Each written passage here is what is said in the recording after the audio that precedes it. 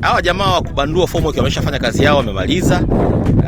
Na sisi tumetembelea site hapa kuangalia maendeleo. Lakini kama itoshi, leo nimekuja hapa na mzee wangu. Wake mazote amekuwa anakuja huko lakini kimya. Sasa leo nimembamba leo site. Nikaona hawezi kuondoka hivi. Mzee, kazi kama ulivyoona hii kazi bado tupofikia.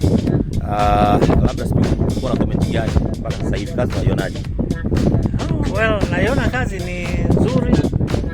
Imekuwa kazi nzito kidogo, lakini imefanyika kwa ufanisi mkubwa sana. Na ninadhani sasa at least tumepata hatua moja au mbili kwenda mbele zaidi ya hali tulipoanzia. Sawa.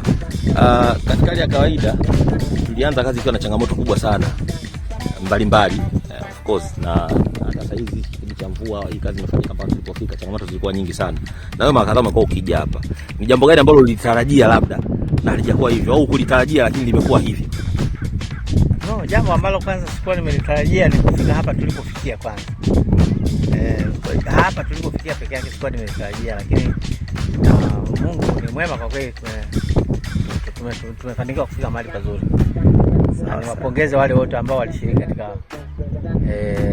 mchakato mzima wa ujenzi. Sawa.